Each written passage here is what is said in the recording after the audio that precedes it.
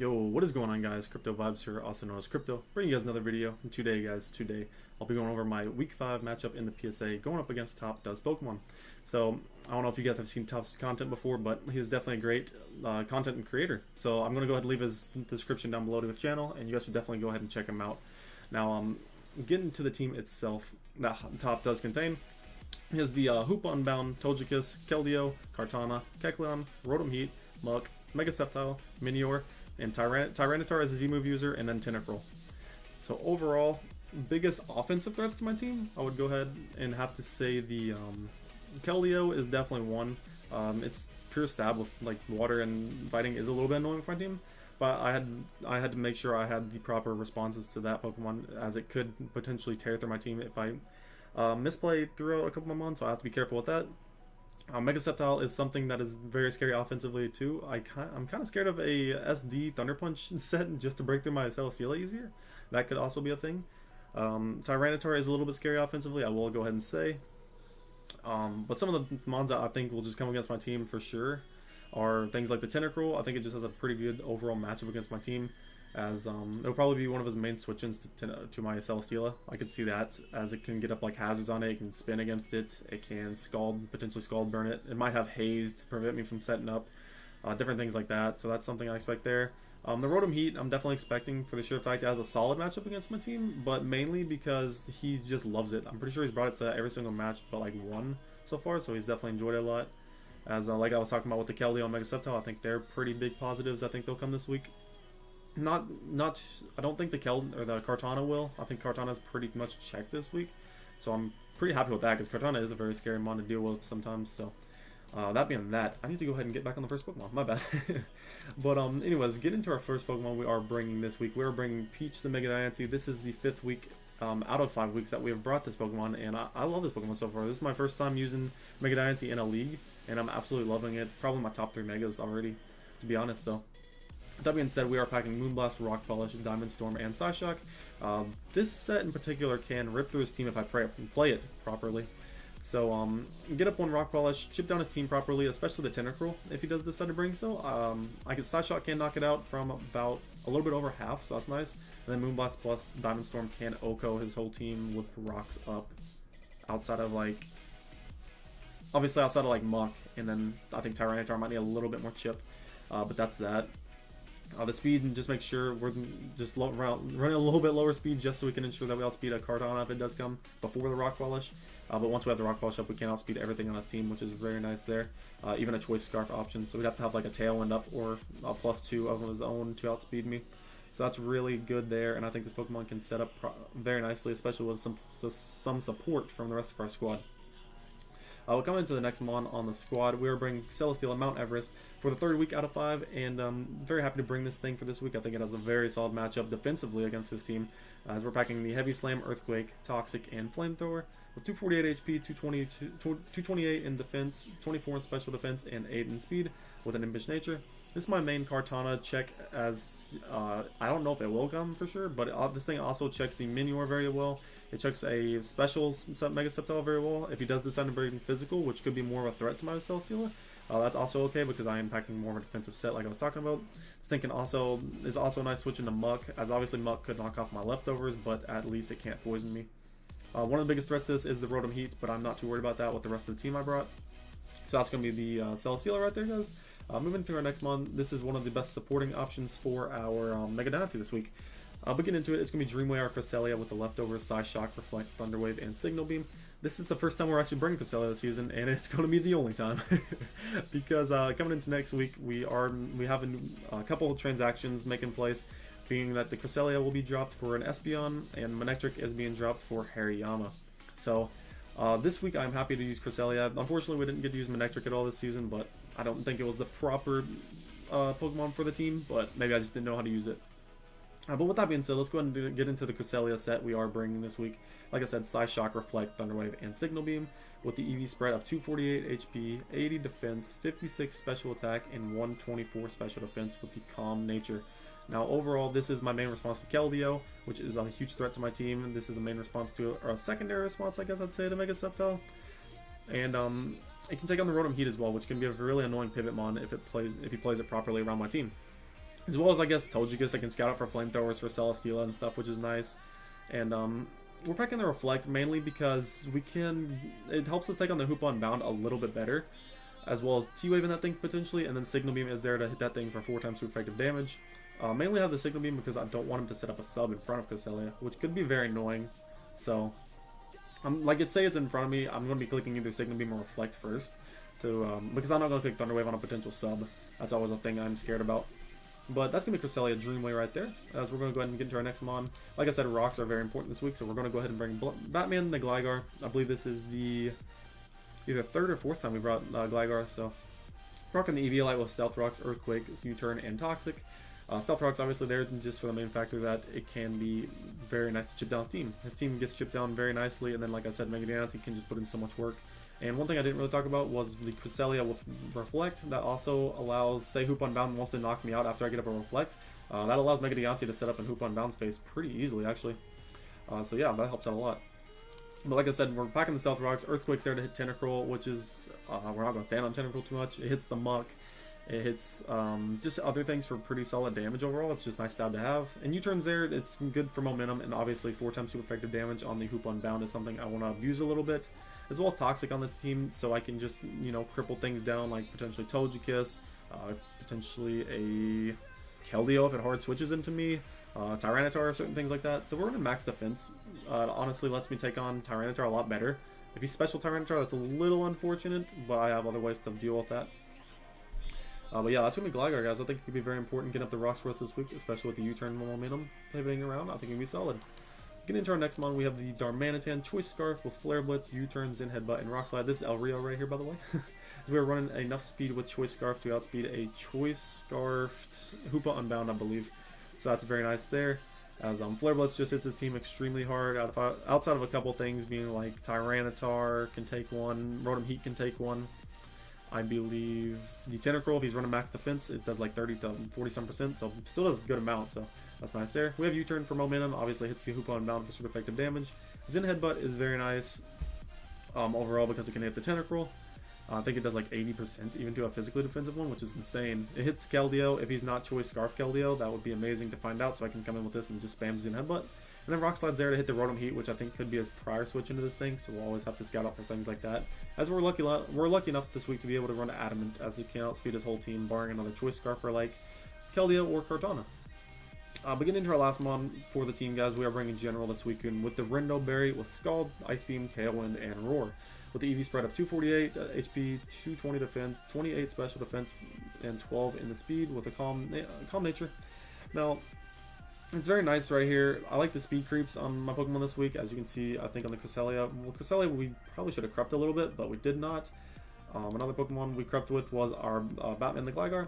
Suicune is nice. It's just nice to creep these speeds around because he has a couple mons like the Hoopa Unbound, which would be nice. So if you ever figure out like Gligar is faster than Hoopa Unbound, so he's not running any speed, that could either mean like he's just a bulky set with no speed, or he's a Trick Room. So that's always nice to figure out there. If our Gligar is faster, that means our Suicune is faster. So it's always good right there. And we're running Scald because it's just nice stab against his team. It's a nice check to Tyranitar, this Pokemon is.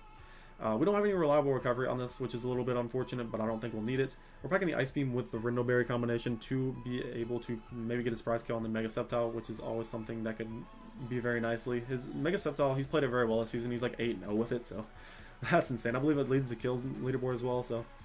Tailwind's here because I believe Suicune could potentially get a late game sweep. This also allows Celesteela to outspeed a lot of his team, as well as a secondary way for Mega Diancie to get that speed boost. And then Roar is an option if he ever wants to set up with a Hoopa Unbound, like behind a sub, or if he wants to start setting up with a Kartana in front of me. That is also a thing. Say if Kartana comes in, I will more than likely I could probably just switch into Celesteela, but say it's out of hand and I just want to Roar, and my Celesteela is like really weak, then I probably would just Roar. So... yeah, I think that's pretty good, the team. I think that's pretty much covering the team, guys. Hopefully I explained everything pretty good. But let's go ahead and get straight on into the battle. Now, as you guys can see, he did in fact decide to bring the Rotom Heat, Kecleon, Hoopa Unbound, Tentacruel, Mega Sceptile, and Minior. Overall, I was pretty happy with my matchup. He didn't bring the Keldeo, so right there and then I was like, okay, Cresselia can definitely just do a lot more work against the more portion of his team outside of Keldeo, which was nice. Looking at his team, I was a little scared what the Hoopa Unbound set was. I was looking at his team, I figured he'd probably have one choice scarf around here, between the Hoopa Unbound with the Rotom Heat, so I didn't know which one. And obviously the Mini War, I wanted to make sure my Celestial didn't get weakened too much, because that thing could be annoying after setting up. And believe it or not, the Mega Sceptile is actually probably the least threatening thing to my team.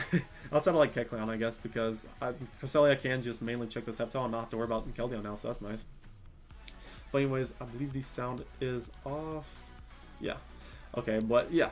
Let's go ahead and get into the battle. I think I decided to lead off my Darmanitan as Darmanitan or Gligar right here. We'll see. I can't remember. I led with my Celesteela as he decides to lead with his Kecleon. Mainly I led with Celesteela was because I just thought he had a pretty solid matchup against anything besides the Rotom Heat. And if he did lead with Rotom Heat, I'd probably just go straight into my Cresselia. But right here, I believe he's just going to go for the rocks, so I just throw off a Toxic, as he does just to throw off the rocks right here. So that is good information to have. I can't get rid of the rocks, obviously. I don't have a defog this week, but I'm just going to pull the switch into my Gligar right here. I didn't want to take like a unsuspected like Fire Punch or Thunder Punch or anything, because I could have done like 30 to 40% to Celesteela, depending on what kind of spread this Kecleon was, and I definitely need my Celesteela healthy to take on the Minior. So he's going to go ahead and pull this double out here to Tentacruel, which was, I don't think he was predicting Gligar, and I really wasn't predicting Tentacruel, to be honest with you, but I just want to get my rocks up here. So right here, I know I can take any hit, even an Ice Beam, so he's just going to go for the Acid Spray, as I'm going to go ahead and choose to get my rocks up.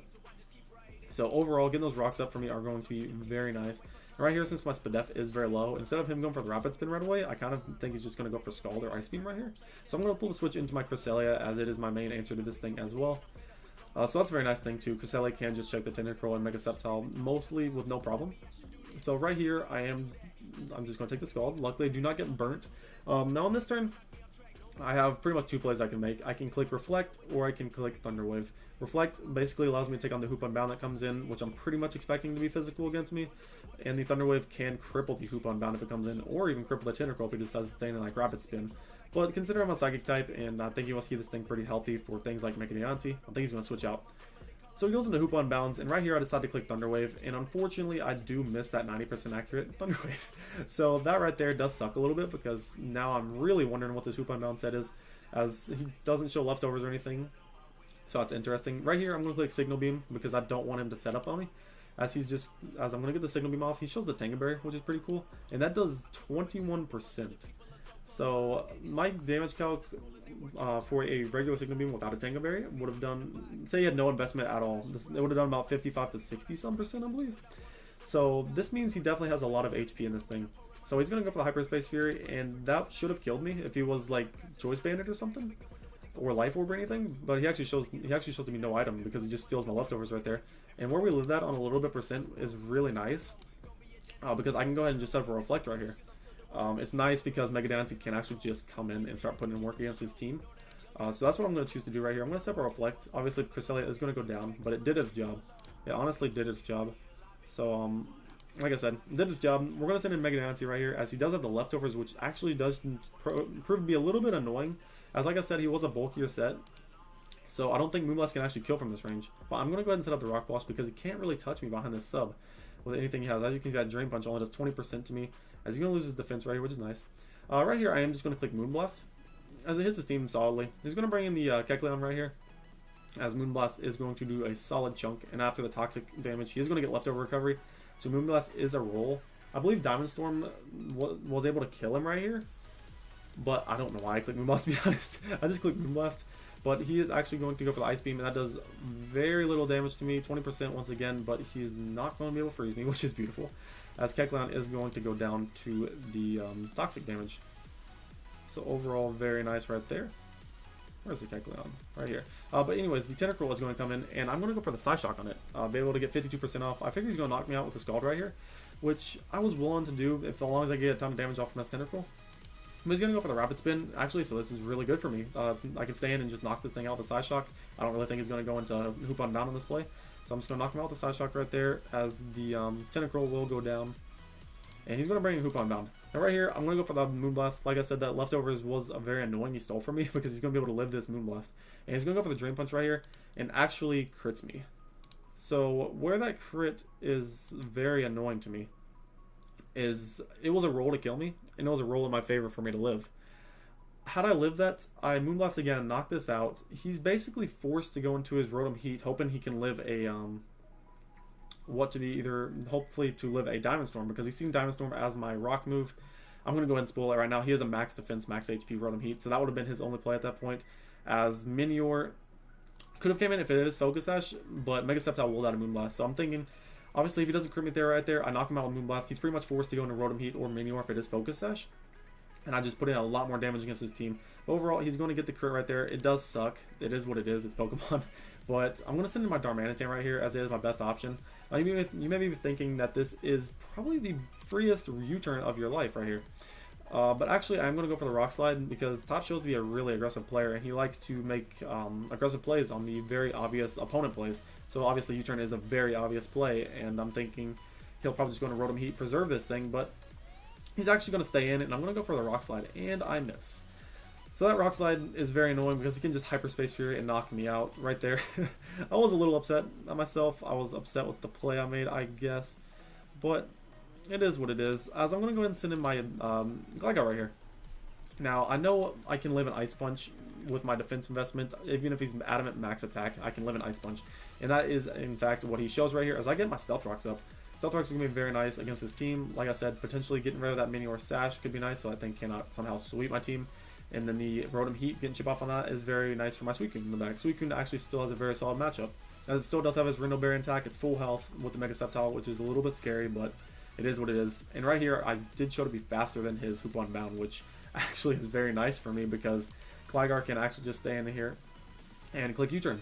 Now, we can save Gligar in the back as a sack, which is going to be good for me. And also, just getting rid of the Hoop Unbound was nice, because that thing was annoying, man. It made my Pokemon miss. It got a crit on me, so it is what it is. But we're going to send in Suicune right here, because it forces in the Sceptile, or I guess he could have won a Rotom, but he would have had to take a super effective Scald, and I think he wants to keep his Rotom healthy for the Celesteela in the back. So he's going to go Sceptile right here. This baits out the Rhino Berry perfectly, and as you can see, he's going to go for the Giga Drain, and the Giga Drain does absolutely nothing with my Rhino Berry, and we are able to go for the Ice Beam right on top of that. So it's actually really nice he went for the Giga Drain over the Leaf Storm. So maybe he thought I was going to sack Gligar off or something, so he didn't want to get the special attack drop. But obviously he wouldn't have got the special attack drop if Gligar was dead. But it is what it is. We're going to be able to knock him out with the Ice Beam right there. So very nice for me, as the Mega Sceptile will go down. Now Rotom Heat's going to come in. Right here, I click Tailwind, because it does allow my Celesteela to outspeed. It allows my Celesteela to outspeed if the Rotom Heat does decide it wants to knock me out right here. And he's going to show the Protect, so that's actually great that I get the Tailwind up on this Protect. I guess it was a risky play if he just went for T-Bolt and knocked me out from this range, because then I'd pretty much lose, as this thing could pretty much clean up my whole team, as my Celesteela only has Earthquake and Heavy Slam to hit it. I guess Toxic, but it would be able to beat me 1v1 pretty easily. But getting off that Tailwind was really nice on his Protect right there, as we can just fire off a Scald right here. We're going to get a crit, which you may think sucks, but it's a 2-hit KO anyways, so it's nice there. He's going to go for Discharge right here, and unfortunately paralyzes me. Had he not paralyzed me, I pretty much won the game right there and then, because of Scald one more time and then 2 more times onto the Minior. After the rocks, it would have not had a Focus Sash intact anymore, and then Scald would have killed. So that was annoying. Right here, I am just going to stay in and go for Scald again. As you can see, I break through, which is nice. He's going to go for the Protect, I guess, trying to stall out my Tailwind turns, which is smart. It is smart.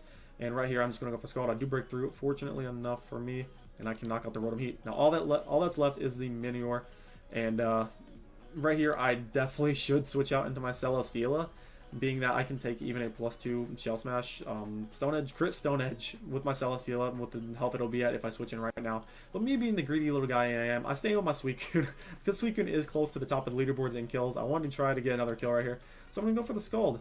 And on his Shell Smash, he is faster than me, well, because Tailwind is petered out. And as you can see, he does have the White Herb, so no Focus Sash, but I get fully paralyzed, so on this next turn, I should definitely still go to Celesteela. If he sets up another Shell Smash, I can still live a Stone Edge. +4, which is nice, but I'm going to stay in, hoping he sets up again, I guess. I don't know why I stayed in. I guess at that point, I just acted. I could have just went Celesteela, like I said, but and preserved a 3-0 differential instead of a 2-0. I'll explain that why that's important in the end, but I'm going to go ahead and set Celesteela in at this point. I can take a crit Stone Edge from this point. As you can see, does actually get a crit, which is really annoying, but we are going to be able to knock out the Minior right there with the Heavy Slam, and we are going to win this game 2-0. Now, a great game to top. I want to say he played a very nice game. The hoop on bound being very bulky. I was not expecting that, as well as the what was it? The Mega Sceptile. I was definitely scared of that thing towards the end of the game, so I'm glad I brought the Rendo Barrel and Suicune towards the end. Or I decided on that pretty late, and then Ice Beam was just pretty obvious as it could hit the Mega Sceptile for solid damage.